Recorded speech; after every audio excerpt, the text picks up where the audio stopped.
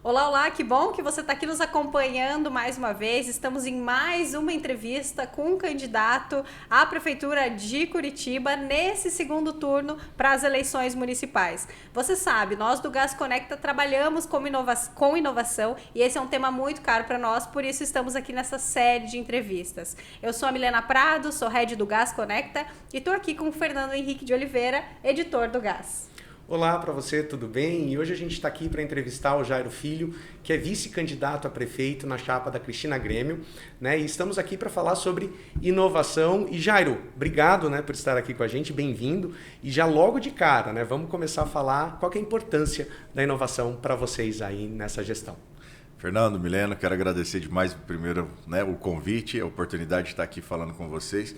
Desse que seja talvez um dos temas, né, mais caros para a gente naquilo que a gente tem de proposta de gestão, que é de fato a inovação e tudo que envolve inovação, né? A gente naturalmente que nós sempre que vamos falar sobre inovação a gente acaba se remetendo à parte de tecnologia, mais voltada à área informática, digital, né? Porque tecnologia é maneiras melhores de se fazer as coisas, né? Uma ferramenta é uma tecnologia, mas a gente está olhando para isso como uma grande oportunidade que nós temos de otimizar a gestão, de melhorar os processos dentro da prefeitura para que a gente, de fato, não apenas com títulos comprados, mas, de fato, sejamos a cidade mais inteligente do mundo.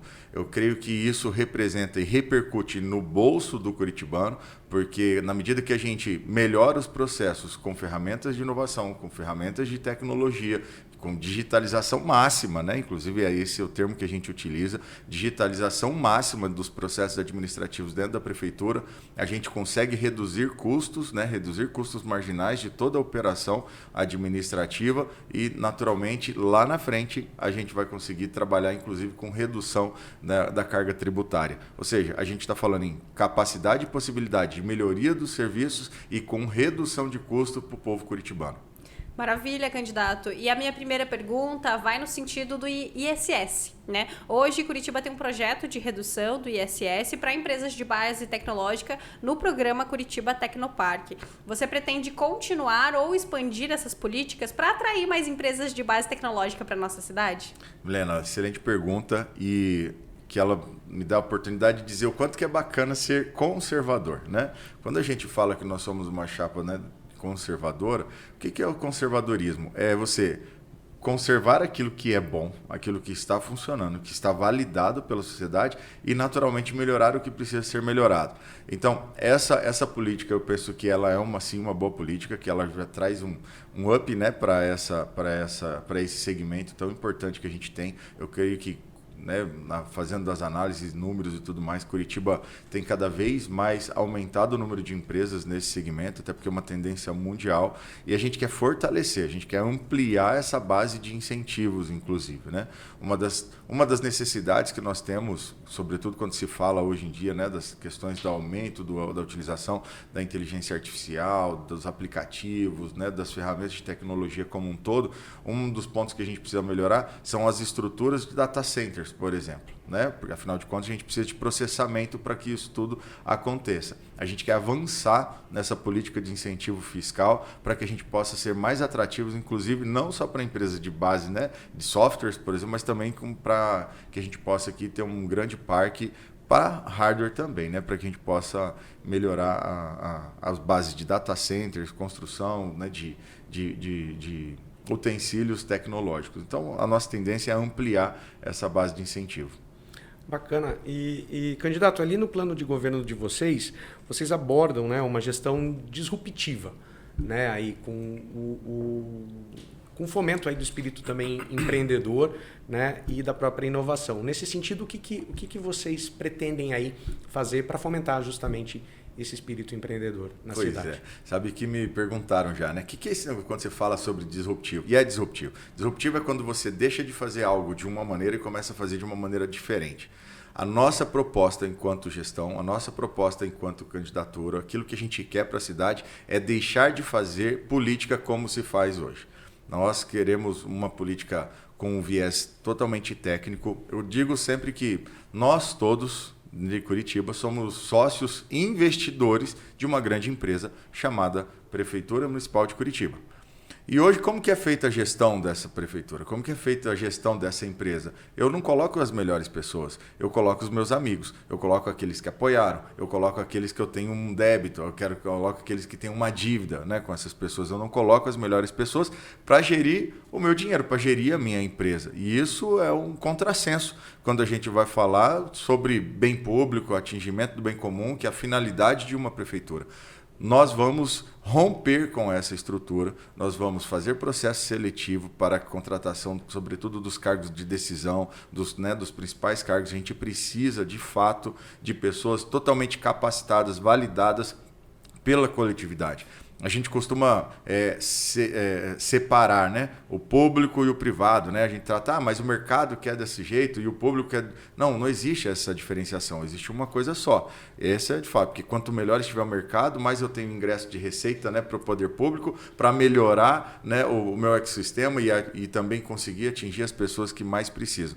Então nós vamos romper com essa estrutura na escolha das pessoas que vão conduzir a nossa empresa, que é a Prefeitura de Curitiba, e isso não acontece, isso nunca aconteceu em nenhuma grande cidade do Brasil, e essa é a nossa proposta, e a gente começa inclusive no próximo dia 29. Para além disso, nós teremos, né, e isso também é um outro ponto, a parte de tecnologia vai ser um grande pilar para nós todos. Nós queremos criar uma super secretaria, já existe uma secretaria de tecnologia, mas que ela é colocada em à parte. Inclusive eu estava conversando com uma das pessoas que foram secretários de inovação dessa gestão, e ele é oposição da atual situação. Então, por quê? Por que ele é oposição? Porque eles viram que é mais uma política para inglês ver. Não, nós temos isso como política, de fato, uma política de Estado, não é uma política de governo simplesmente para ganhar voto. Nós queremos melhorar a máquina pública, a coisa pública, a transparência. Nós teremos uma grande secretaria, uma super secretaria de tecnologia, inovação e inteligência artificial, que ela vai se sobrepor basicamente a todas as demais secretarias,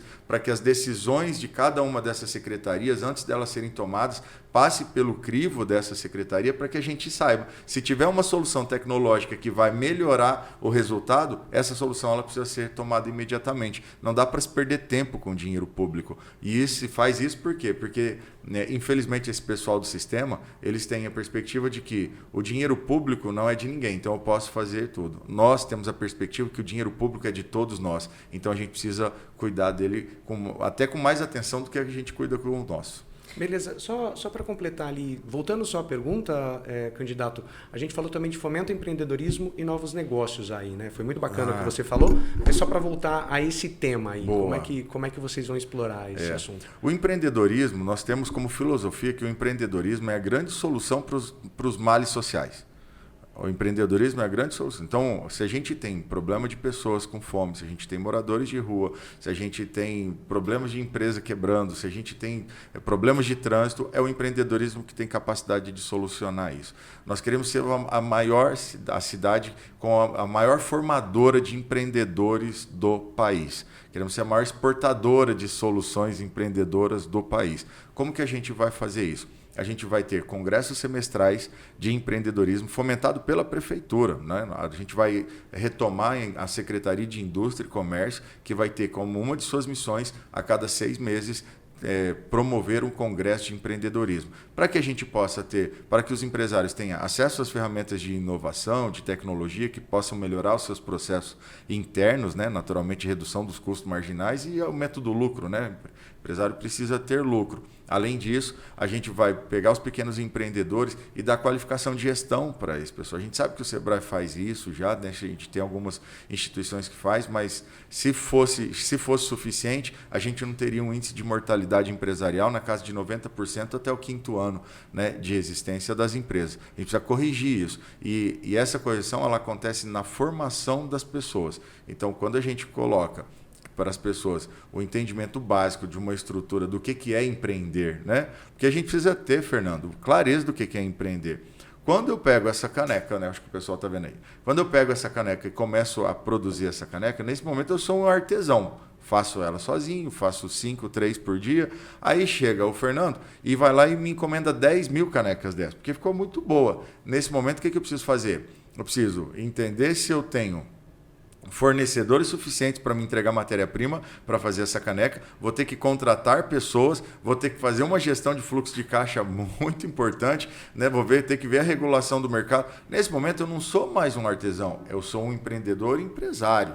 Aí não é mais sobre saber fazer canecas, aí é sobre saber fazer contas, saber de regulação, saber contratar pessoas. Então nós queremos dar essa formação para as pessoas. Nós fomos formados, desculpa me estender, mas é que esse tema é tão caro para a gente, mas nós todos fomos formados, a nossa geração especificamente, quem está aí com seus 30, 40, 50, 60 anos, numa lógica que você tinha que estudar, você, né, ia para a escola, ia estudar para que você arrumasse um emprego, né? É assim que a gente foi preparado. Mas a gente está num processo de mudança social tão grande e a gente acredita que você pode arrumar um emprego ali na frente, mas eu quero que você tenha uma habilidade, uma capacidade empreendedora, porque se você não tiver esse emprego, que você saiba empreender. E se você souber empreender, você vai gerar outros empregos e vai dar outra oportunidade para as pessoas. A gente quer, inclusive, descentralizar esse processo de desenvolvimento econômico, né, dentro da cidade, para que as pessoas não fiquem tão dependentes do centro e elas possam desenvolver as atividades econômicas nos bairros, e ali elas então começam a ter um processo de contratação da população local, né, e isso vai, sem sombra de dúvida, virar um ciclo virtuoso que a gente vai gerar um impacto muito positivo na cidade, tenho certeza disso. Muito bacana, candidato. E fazendo o gancho também, né? A sua primeira resposta faz o gancho com essa minha pergunta de agora sobre as estruturas que já existem na cidade.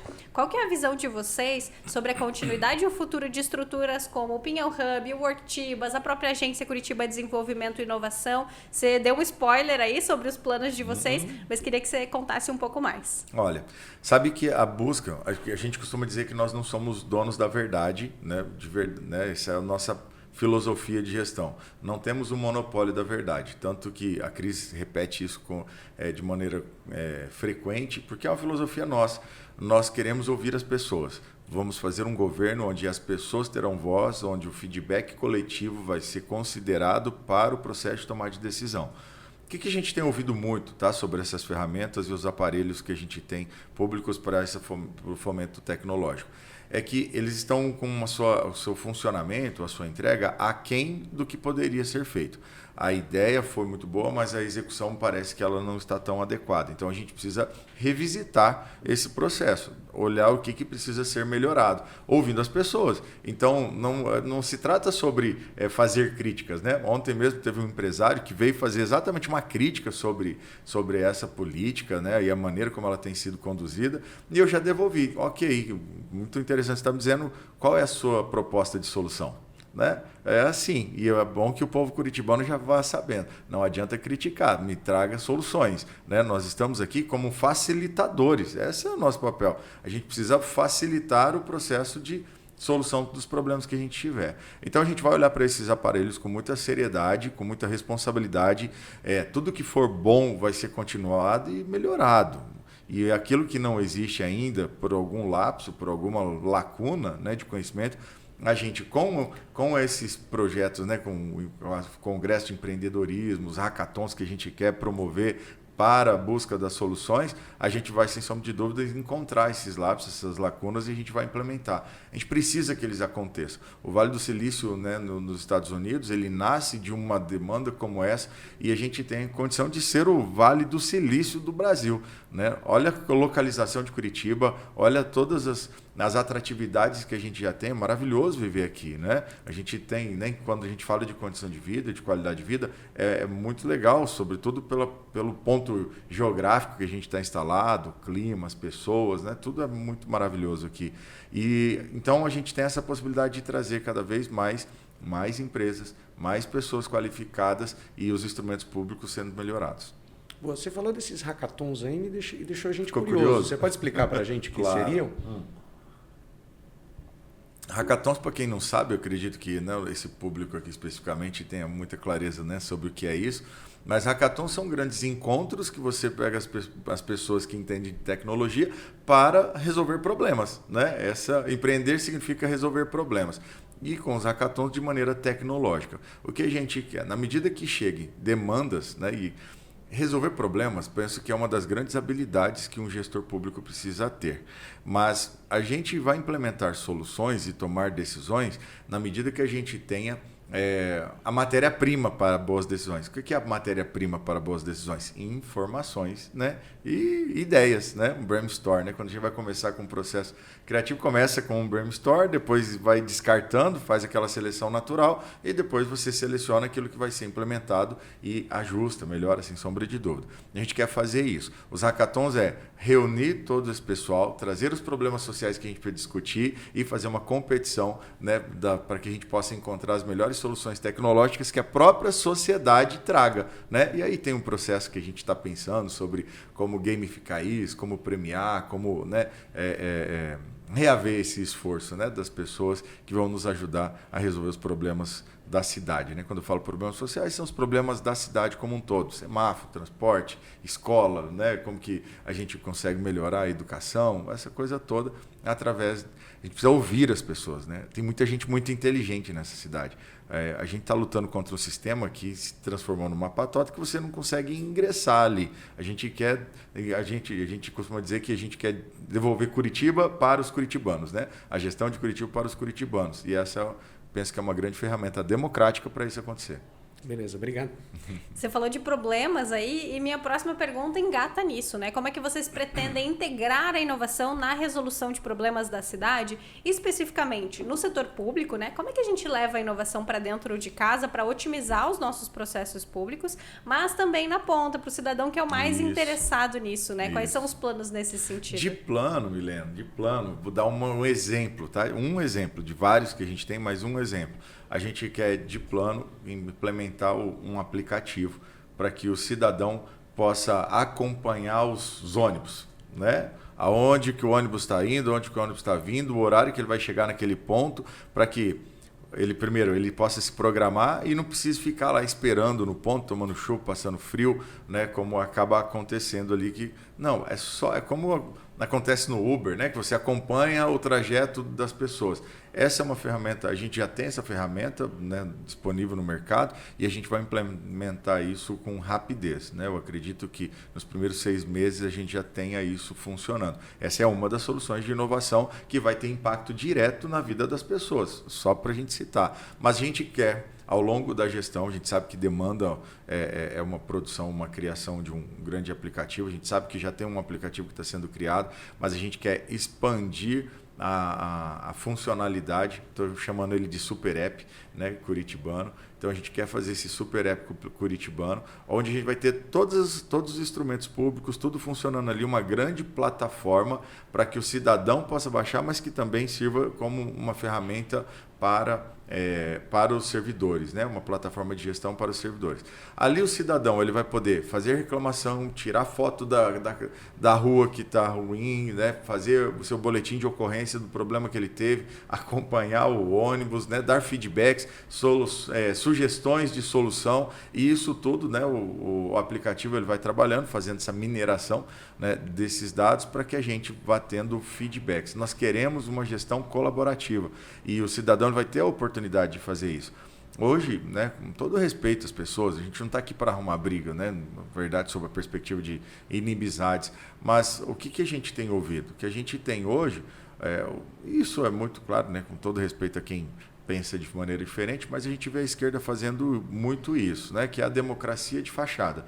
O que é a democracia de fachada? Não, vamos fazer isso, nós vamos fazer reuniões e tudo mais. O que a população tem nos dado de feedback sobre essas reuniões? A gente chega na reunião, mas a decisão está tomada. Eles fazem a apresentação, você não pode nem perguntar. É assim que tem funcionado as reuniões na atual gestão. Nós não vamos fazer isso, até porque na medida que a gente coloca a ferramenta tecnológica, a gente sabe que tem um dono, né? Teve uma pessoa que teve essa ideia e ele acompanhou a implementação ou não, né? Ou a rejeição fundamentada daquela ideia que ele teve. Então a gente quer esse prestar contas continuado, né, das pessoas. Então a gente vai usar o que tiver de tecnologia para melhorar a vida das pessoas e fazer as pessoas participarem. Se tem um legado que nós queremos deixar ao final da nossa gestão, é que Curitiba pertence aos curitibanos. não pertence a um grupo de famílias. Pertence a todo mundo que trabalha para fazer essa cidade ser o que ela é. Quem faz essa cidade ser o que ela é não é o poder público. Quem faz essa cidade ser o que ela é são as pessoas que vivem e trabalham nessa cidade. E a gente quer deixar esse sentimento, falar assim, ó, eu mando nessa cidade, né? As pessoas terem essa percepção. Boa. Falando em pessoas, né, em curitibanos aí tal que trabalham na cidade, como é que vocês veem aí a questão da capacitação profissional no momento aí que as tecnologias estão avançando, né? Aqui nesse cenário, assim, como é que... Fernando, assim, ó, eu tenho uma máxima comigo, assim, né, de interpretação das coisas, que é assim, ó, o que diferencia uma empresa de outra empresa são as pessoas que compõem essa empresa. Porque são as pessoas que vão atrás das soluções, são as pessoas que vão se relacionar, conseguir clientes, essa coisa toda. Diferencia uma cidade de outra cidade, são as pessoas que compõem essa cidade. Ou seja, as pessoas são tudo. Então, quanto melhor forem as pessoas, né, melhor serão, né, as soluções e a qualidade de vida e a capacidade de acesso que essas pessoas, que essa comunidade vai ter às soluções sociais, né, que a gente precisa buscar. Nós estamos passando por um processo de transformação tecnológica, o mercado de trabalho está impactado, então a gente tem ferramentas de automação e inteligência artificial que estão tomando lugar cada vez maior, né, de todo o público, de todo mundo, a gente vê isso acontecendo, e quem mais vai sofrer com isso são as pessoas que não têm a qualificação para permanecer no mercado de trabalho. Eu costumo dizer que a grande habilidade que nós precisamos ter é a habilidade de sermos humanos, né, e humanos que entregam soluções. A gente chegou até aqui enquanto sociedade pela nossa capacidade de resolver problemas. E é isso que a gente quer fazer com as pessoas, melhorar nelas a capacidade delas resolverem problemas. Isso começa lá na infância.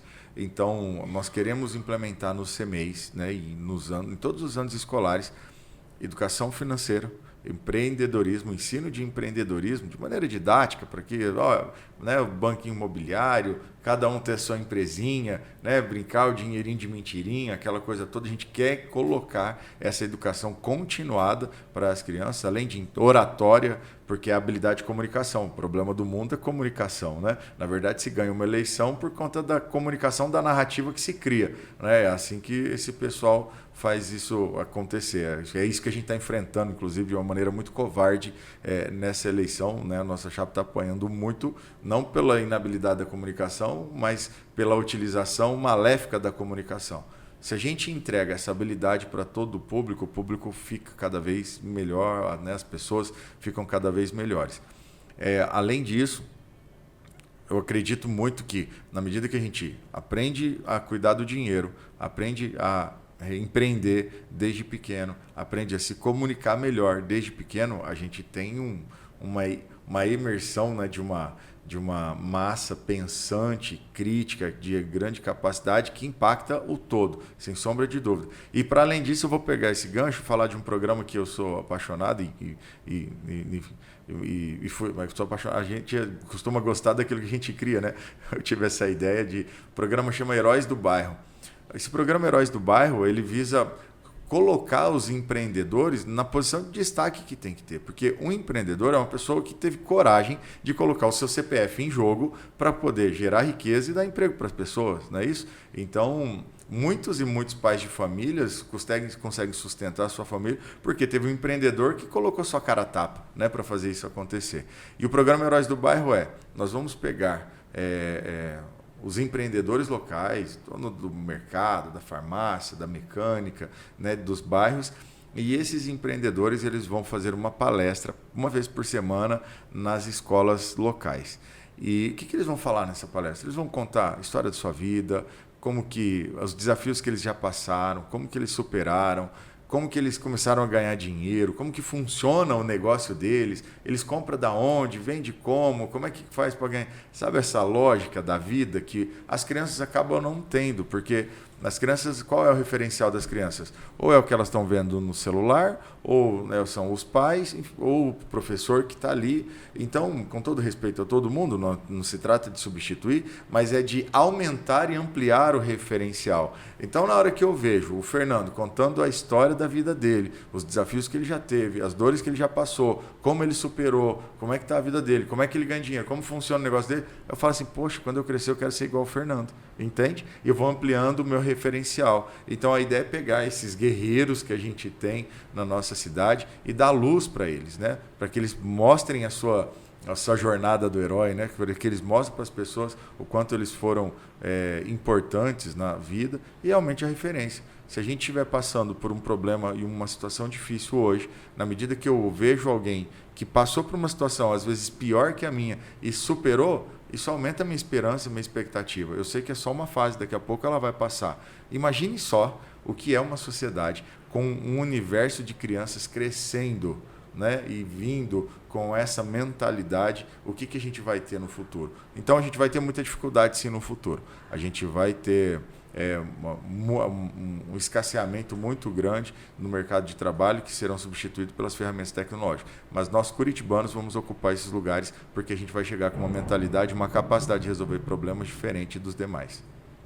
Maravilha, candidato. E nossa próxima pergunta é sobre segurança pública, né? Quais são os planos da sua gestão e da gestão da Cristina para integrar tecnologias na segurança pública, para melhorar esse que é um tema tão caro hoje para o curitibano e para qualquer cidade como a do nosso tamanho, né?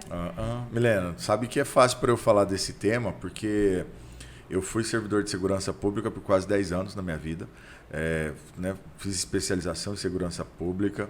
Então conheci e acompanhei o desenvolvimento do crescimento das facções criminosas no Brasil, inclusive, né, durante...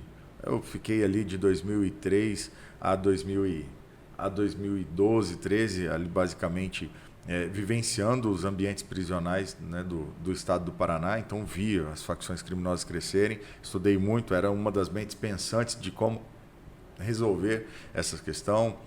Hoje você tem dentro das estruturas penitenciárias uma instituição chamada Polícia Penal, né, com todas as estruturas, capacitação, é muito legal o trabalho que eles fazem. Inclusive tenho muito orgulho de ter feito parte de ter estado nos quadros da Polícia Penal. Mas eu lá atrás fui uma das pessoas que pensaram a Polícia Penal, né, em como se estruturar, em como ela estaria hoje. Então o que a gente está vendo hoje foi aquilo que um dia eu também sonhei lá atrás e ajudei a implementar as bases. É por isso que eu tenho muita certeza do que a gente vai fazer com as crianças lá no futuro, porque eu já fiz isso na minha vida, eu já vi isso acontecendo na minha vida e hoje a gente tem isso segmentado. A grande matéria-prima para o combate à segurança é informação. Simples assim. A gente precisa ter informação se a gente quiser combater a segurança pública. Armamento é muito importante, instrumento é muito importante para o combate ostensivo ali na prática. Mas a maneira de se criar segurança pública mais barata é a prevenção. É a prevenção e é uma política multifacetada que iniba o meliante de delinquir. E é isso, nós vamos trabalhar em várias frentes. Então, especificamente, né, falando, nós vamos trabalhar assim com melhorando a muralha digital. Nós já temos um planejamento já de como expandir, né, em pouco tempo a nossa capacidade de atuação da muralha digital. A gente quer cada vez mais a implementação de câmeras na cidade com reconhecimento e identificação facial para que a gente, né, com um grande banco de dados, a gente consiga acompanhar. É muito importante que a gente faça um ajuste, uma melhoria no convênio com as demais forças, porque nós vamos falar da Guarda Municipal. Inclusive, existe uma discussão e nós somos favoráveis à criação da Polícia Municipal, né? Existe essa discussão no Congresso Nacional e nós somos favoráveis a isso. Nós temos muita proximidade com a Guarda Municipal ao longo da campanha, estão conosco, 90% dos guardas municipais vão votar na gente, né? Então você imagina o que é isso, né? E por que será que vão votar na gente? É porque essa gestão simplesmente deu de ombros para a relevância deles. Quando a gente tem uma sociedade mais segura, só para a gente entender o que é, e eu sou um exemplo disso, o que é a falta de segurança numa cidade e o quanto ela impacta a economia local. Eu tinha uma bicicleta, comecei a pedalar uns dias, né, e tudo mais, fui lá, comprei uma boa bicicleta, e aí passa-se, acho que 1 mês, 2 que eu tinha comprado essa bicicleta, eu fui assaltado, né? Furtado, na verdade, né? O rapaz entrou na minha casa e levou a bicicleta. Peguei ele saindo, inclusive. Foi um dia terrível. E aí passei muita raiva, né? Porque você se sente ultrajado quando você é vítima de um crime. Nunca mais comprei bicicleta. Por quê? Porque eu falei assim, eu vou comprar e vão me roubar novamente. Entende que você cria esse marco? Então eu deixo de fomentar a economia, um segmento da economia, quando eu sou vítima de um crime. quando tem um crime cometido contra mim. E é isso que a gente vai combater. Então nós vamos trabalhar demais para que a gente evite circunstâncias como essa, que eu tenho certeza que na medida que a gente melhorar a segurança local, a gente vai ter um impacto econômico muito positivo. Bacana. Seguindo mais ou menos nessa linha aí de bem público, né, voltado ao cidadão, mas também à cidade, eu vou emendar duas perguntas, né? Tecnologia e saúde, tecnologia, inovação e meio ambiente, que são questões muito caras aí na cidade. Como é que a gestão de vocês está preparando o futuro nesses dois temas? A gente precisa muito da tecnologia para que a gente possa melhorar o atendimento às pessoas no que se refere à saúde. A gente tem já, né, timidamente começando os processos de telemedicina, né, cada vez mais, a gente vê uma ampliação, a gente quer fortalecer isso, porque aí a gente consegue ampliar, inclusive, a possibilidade de contratação. Se eu tiver médicos, né, atendendo por telemedicina nas questões de baixa complexidade, né, sobretudo, a gente amplia significativamente a nossa capacidade de atuação, porque eu posso, inclusive, contratar médicos do país inteiro, e sem ter custo de deslocamento, onerar a máquina pública, né, a gente consegue melhorar isso de uma maneira rápida. Vamos buscar essa solução, vamos buscar fazer isso acontecer. Sempre ouvindo, naturalmente, quem tem interesse, as pessoas que entendem desse assunto, né? A gente não vai, aqui, como eu disse no começo, nós não temos o monopólio da verdade, a gente vai sempre ouvir as pessoas que têm entendimento disso. Vamos relativizar os pensamentos corporativistas. A gente precisa resolver os problemas, né? Quando a gente tem ali, muitas vezes, um processo de força e militância corporativa, a gente tem que tomar cuidado, porque às vezes essas buscas elas não atingem o bem comum, e esse é o nosso objetivo, atingir o bem comum.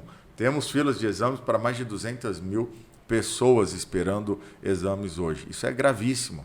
Isso gera um ônus, né? Você veja só como que é. Isso gera um ônus ali na frente, porque o que é mais barato em gestão, e quem é empresário sabe disso, é você prevenir, né? Porque quando você deixa o problema acontecer, você não tem mais controle sobre o que você vai precisar fazer para resolver, né, esse problema. Então a gente quer prevenir, a gente vai prevenir, não é que nem a gente quer, a gente vai trabalhar na prevenção. Aí você tem 200 mil pessoas que, por exemplo, tinham um problema que poderia ser tratado com pouco medicamento, com uma intervenção rápida, mas que, como ela não foi identificada, agora virou um problemão, né? Então é aquela lagartixa que virou um grande crocodilo. E aí como é que você combate um crocodilo, né? Nesse momento, se tratando disso? É muito mais dinheiro público gasto, é muito mais problema.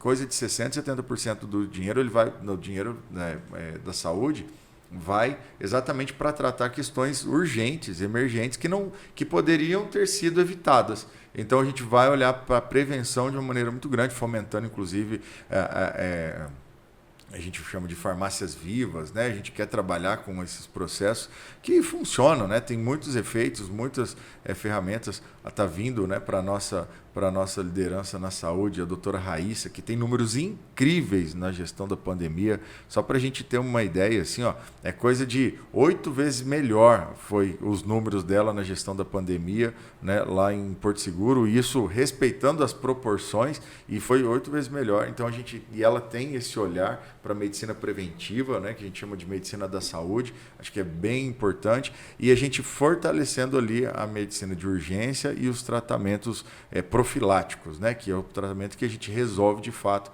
as doenças. Tudo isso tem que fazer com tecnologia. A gente precisa do acompanhamento desse paciente de maneira tecnológica, a gente precisa... Outro dia, olha o que é a tecnologia na saúde, para a gente entender. Fui numa nutricionista, ela me pediu uma série de exames, fiz os exames, ela tem um aplicativo que tem uma ferramenta de inteligência artificial que fez todas as leituras dos meus exames e já deu para ela os indicadores de possíveis doenças que eu posso ter. Nesse momento, ela pega e me dá uma dieta para evitar que aquelas possíveis doenças que eu posso ter se desenvolva. Entende o que é isso? Entende que seguindo aquela rotina, seguindo aquilo que ela estabeleceu, eu não vou usar um aparelho público, né? Isso tudo vai acontecer. Então a gente precisa implementar isso na população. Eu acredito que a gente vai ter alguma coisa dessa no Super App, até porque a gente quer gamificar, né, os bairros, as regiões, né, estimular a prática de esporte, que é muito importante, e hoje os aplicativos eles nos estimulam, né, de alguma forma a fazer isso, a gente quer usar isso aí. E no que se refere ao meio ambiente, A gente tem as ferramentas, os aplicativos, por exemplo, para que a gente possa fazer um melhor monitoramento, né, climático, para que a gente possa, por exemplo, fazer a previsão das áreas de impacto das enchentes, a gente possa acompanhar como é que está a situação dos rios, a questão da arborização na cidade. A gente tem ferramentas de tecnologia para nos auxiliar nessa gestão em todas essas frentes. Então, o que eu quero dizer para a população é que eles vão ter muito orgulho, porque eles vão para outras cidades e eles vão estar dizendo assim, não, mas lá em Curitiba a gente já tem isso aqui. Vocês ainda estão dessa maneira? Porque a gente vai, de fato, olhar para a tecnologia como uma grande parceira para a nossa gestão. Maravilha, candidato. A gente tem mais... Na verdade, a gente está quase estourando aqui o nosso tempo, mas a gente tem mais 3 questões. Então, vamos abordá-las aqui, cuidando do nosso tempo, candidato. Mas o nosso próximo ponto, a gente já deu um spoiler a respeito disso, já falamos um pouco, mas é a respeito da educação, né? Então, de que forma a sua gestão pretende incluir tecnologias nas escolas municipais? Primeiro, para melhorar a qualidade do ensino e, segundo, para preparar essa mão de obra para os desafios, né? Para preparar essa criançada para os desafios do século XXI. Essa mão de obra não só das crianças, mas a gente precisa olhar para os servidores também. Então, a gente quer implementar aqui em Curitiba o Centro de Excelência em Gestão Pública e o Centro de Desenvolvimento de Habilidades Humanas para os servidores públicos, né? Falando sobre a perspectiva da utilização dessas ferramentas que estão por vir.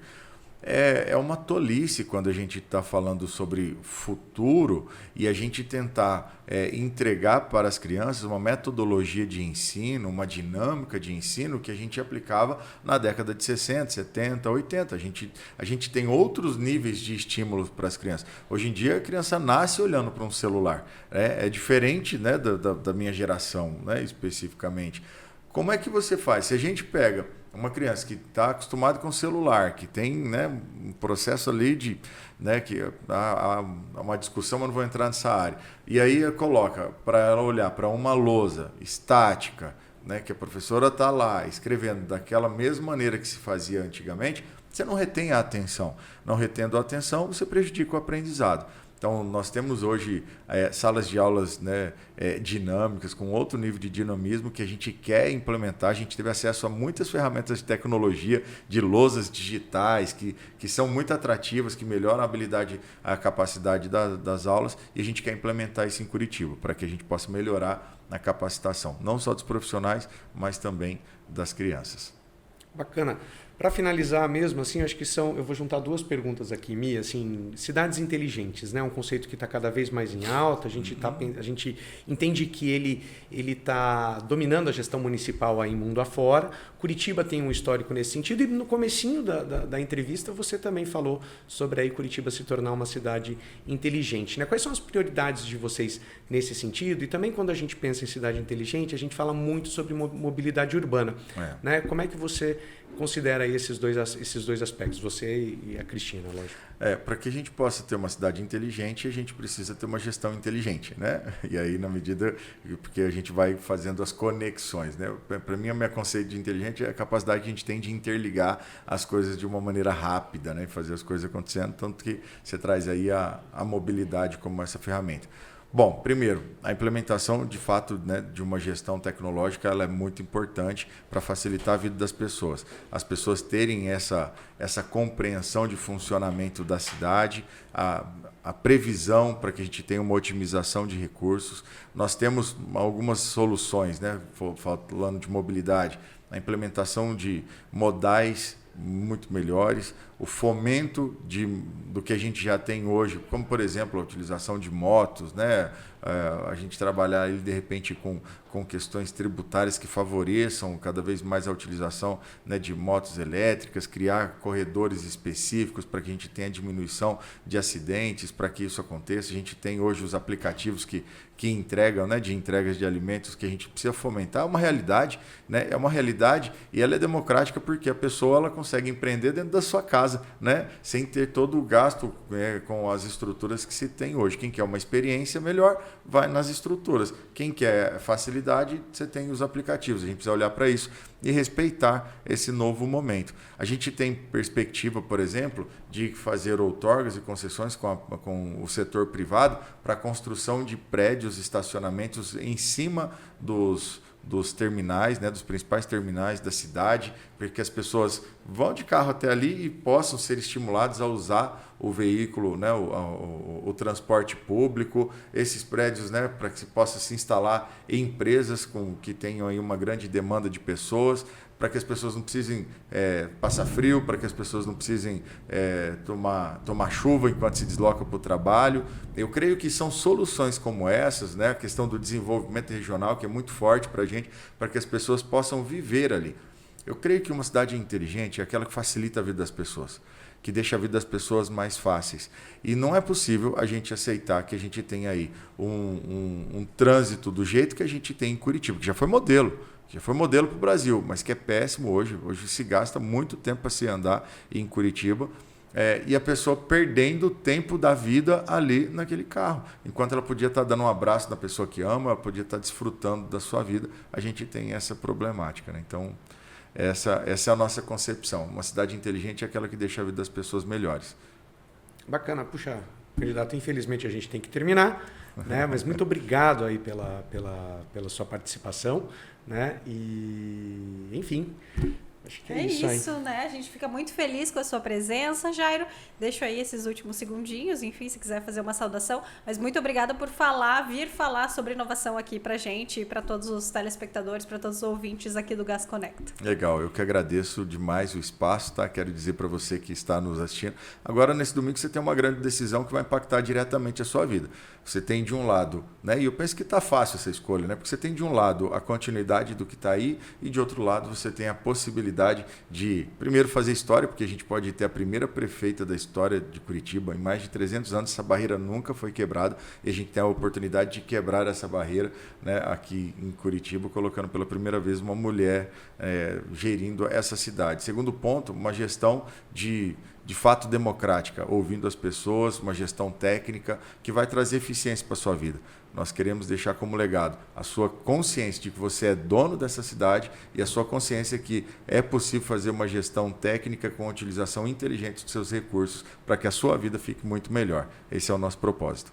Beleza. Obrigada, candidato. Obrigada, Fernando. E você acompanha essas e outras notícias sobre inovação aqui no Gas Conecta. Essas e outras entrevistas você também acompanha lá no nosso YouTube, Gas Conecta, na sua busca do YouTube, e também @Gas Conecta nas redes sociais, Instagram e LinkedIn. A gente se vê na próxima. Muito obrigada.